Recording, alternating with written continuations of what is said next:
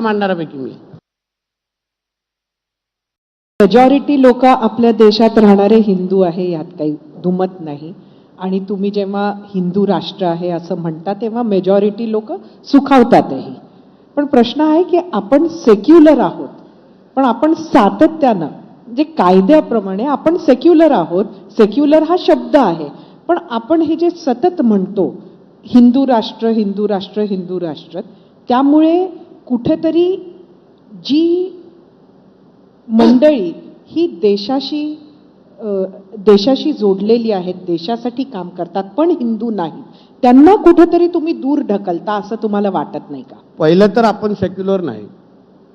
Secular हा शब्द original preamble जे डॉक्टर बाबासाहेब आंबेडकरांचा तो पहिला ड्राफ्ट होता, त्याच्यामध्ये सेक्युलर हा शब्द नव्हता. सेक्युलर हा शब्द मॅडम नंतर आणला गेलाय. त्याच्यामध्ये आपल्यालाही मान्य आहे, ज्या देशामध्ये 90% हिंदू राहतात ते हिंदूंचा देश झाला, ह्याच्याला तो तुम्ही मान्य करता. दुसरं असं आहे, आम्ही प्रत्येक मुसलमानाला बोलत नाही तो जिहादी आहे. आपल्याकडे राष्ट्रभक्त मुसलमान पण राहतात, जे ह्या देशाला आपलं देश मानतात, जे ह्या तिरंग्याला आपला तिरंगा मानतात, जे आमच्याबरोबर वंदे मातरम म्हणतात. उदाहरण आमच्या कोकणातले मुसलमान बघा, आमच्याबरोबर गणेश चतुर्थी पण साजरा करतात, अतिशय उत्तम मराठी बोलतात. बहरामपाडा नल बाजारवाले नाहीत, तसं आहे, अतिशय उत्तम मराठी बोलतात. मग त्या लोकांबरोबर एकत्र राहून अगर आम्ही आमच्या देशाला हिंदू राष्ट्र म्हणत असलं तर त्याच्यामध्ये चूक काय? पण ज्यांना ह्या देशामध्ये राहून आमच्या ह्या देशातला इस्लामिक राष्ट्र बनवायचं असेल तर त्यावर तर त्यांना तर इकडून हकलायलाच पाहिजे, आणि तेच काम आम्ही करतोय. आपल्या देशामध्ये जर बघितलं, म्हणजे तुम्ही म्हणून नाही पण एकंदरीतच राजकारण जर महाराष्ट्राचं बघितलं तर कुठेतरी मराठी अमराठी हा वाद सुरू आहे. दुसरीकडे कोणीतरी म्हणजे मराठी गुजराती वाद, मग मराठी यूपी बिहारी हा वाद, आणि मग आता हिंदू मुसलमान हा वाद. समाजाला अस्थिर ठेवायचं हाच फक्त राजकारण्यांचा अजेंडा आहे का? सरिताजी, तुम्ही ह्या दृष्टिकोनातून का बघत नाही की आपल्या हिंदूंमध्ये फूट पाडण्याचं एक फार मोठं षडयंत्र वर्षानुवर्ष या मराठी अमराठी, मराठी विरुद्ध गुजराती, मराठी उत्तर भारतीय. आता उदाहरण मुसलमान समाजामध्ये पण असंख्य जाती आहेत, पण कधी जेव्हा त्यांना आरक्षण मागायचं असेल तर ते आम्हाला मुस्लिम आरक्षण द्या असं म्हणतात. कधी पशमंदांना आरक्षण द्या असं म्हणतात का? कधी कुरेशींना आरक्षण द्या असं म्हणतात का? ते नेहमी मुस्लिम आरक्षण म्हणतात. आपणच अशा पद्धतीच्या हिंदू समाजाला विविध नावामध्ये, जातीमध्ये, भाषेमध्ये फूट पाडण्याचा प्रयत्न करतो. आपल्याला ताकद आपल्या हिंदूंवर दाखवायची आहे, पण कधी जाऊन त्या मालेगावमध्ये, भिवंडीमध्ये उभं राहून तिथे विचारायचं नाहीये की बाबा तुम हिंदू क्यों नहीं बात करो, तुम मराठी क्यों नहीं बात करो, आप भी तो महाराष्ट्र में रहते हो ना. हे बोलण्याची हिंमत आपल्यामध्ये नाही.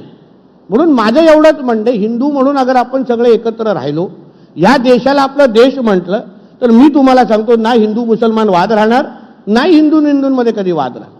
आपले कॉन्सेप्ट क्लिअर असले पाहिजे. हा देश सेक्युलर नाही, हा देश हिंदू राष्ट्रच आहे, फुल स्टॉप.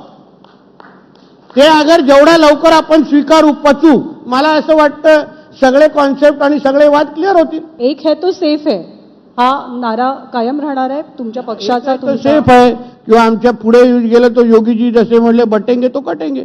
आपण जेवढं एकत्र राहू हिंदू म्हणून, मला नाही वाटत आपल्या देशाकडे किंवा हिंदू राष्ट्राकडे कोण वाकड्या नजरेने पाहू शकेल.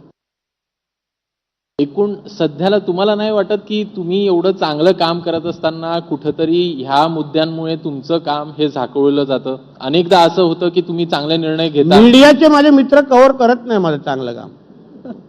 कधी मंत्रालयामध्ये नितेशजी काय 5 कामं चांगली केली हे विचारायला येत नाही. कधी कोकणात आले नाही, आमची जलवाहतूक कशी सुरू केली तुम्ही.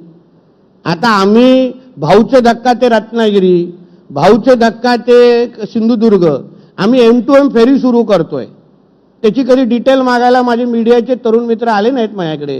नाही सर, आम्ही पण निलेश मध्ये काय होतं, लगेच गाडी स्टार्ट मारून करून आले तिथे. हा फरक आहे, हा फरक नाही. तू आलास रे बाबा, तुझ्यावर नाही सगळ्यांबद्दल बोलतोय. माझा मुद्दा एवढाच आहे, चांगल्याला चांगलं म्हणणं जसं माणुसकीचा धर्म आहे. मी चांगली कामं जे माझ्या मंत्रालयातून अपेक्षित आहे मी करत आज आलेलो आहे. पण जसं मी नेहमी म्हटलो की आमदार मंत्री तर तात्पुरता आहे, जेवढं वर्ष जेवढे महिने मला ठेवायचे तेवढे आमदार मंत्री म्हणून ठेवतील, पण हिंदू म्हणून तर कायमस्वरूपी आहे ना, ते कधी पुस्तक कामं नाही. तुम्ही आता बोलताना असं म्हटलं की हिंदू राष्ट्र 90% हिंदू आहेत आपल्या भारतामध्ये. संविधान मानता ना तुम्ही? हा, संविधान संविधानाला मानतो मानता. ना? मानतो. संविधानामध्ये हिंदू राष्ट्राचा उल्लेख केलेला नाही आपल्या. उल्लेख केला. कशाला करायची गरज? ज्या देशात तू राहतो ते हिंदूंचाच देश आहे. करेक्ट. बॅनर कशाला लावायची गरज आहे? मग पाकिस्तानमध्ये जाऊन विचारलंस का इस्लामिक राष्ट्र आहे का? मग बांगलादेशमध्ये जाऊन विचारलंस का इस्लामिक राष्ट्र आहे नितेशजी, का? ऐका तर, मग आपल्या देशात हिंदू खत्रेबे असं का म्हणता आपण लोक? कोण बोललं हिंदू खतरे? भाजप, तुम्ही तुमच्या भाषणांमध्ये म्हणता हिंदू काय बोलतो? खत्रेबे. हिंदूंचे विविध मुद्दे उचलणं म्हणजे हिंदू खतरे में असं आहे का? आणि मुळामध्ये तू हिंदू म्हणून हा मला प्रश्न विचारू, हीच शोकांतिका आहे. हीच शोकांतिका आहे. इथे थांबलं पाहिजे, माझं मत असं आहे. इथे थांबलं पाहिजे. कधी आपण आपल्यात, आता उदाहरण हा तपोवनचा विषय आला, आम्हाला झाडांबद्दल काय आक्षेप नाही, झाडं कापली नाही पाहिजे ही सगळ्यांची भूमिका आहे. पर्यावरण सगळं व्यवस्थित आहे, पण आमच्याच कुंभमेळ्याच्या टायमाला कशाला? आमच्याच दिवाळीच्या टायमाला हे ना ते धूर दिसतो, फटाके दिसतात है ना. आमच्याच होळीच्या टायमाला हे लोकांना एकदम पर्यावरणपूरक होळी करा, जाऊन सांगा ना बकरे कापू नका. आता तुम्ही तपोवनचं ते काय पाण्यामध्ये काय सोनं टाकतात का? आता- रक्त असतं सगळं पाण्यात. आता तुम्ही तपोवनचं उदाहरण दिलं. तपोवनच्या वृक्षतोडीला तुमच्याच दोन्ही मित्रपक्षांचाही विरोध आहे. अगदी अरे बाबा, शिवसेनेत त्यांना तुम्ही सांगणार आहात हे समजून? मित्रा, वृक्षतोडीला माझा पण विरोध आहे, पण मुद्दा कुंभमेळ्याचा आहे. तुम्ही माझा उगाच मला जे काय मोजके लोक जे ट्रोल करतायत ना की कुठल्याच विषयामध्ये बकरी आणतो, असं नाही आहे बाबा. वृक्षतोडीला माझाही विरोध आहे. मी कोकणात येतो, आमचा पण निसर्गरम्य कोकण आहे, बरोबर आहे ना. मुद्दा माझा कुंभमेळ्याचा आहे. हिंदू सणांच्या वेळी, हिंदूंच्या वेळी असे सगळे विषय उचलण्याचा हा जो कार्यक्रम आहे ना, तो कुठेतरी थांबला पाहिजे. तर मंत्री नितेश राणे यांच्याशी संवाद साधत होत्या.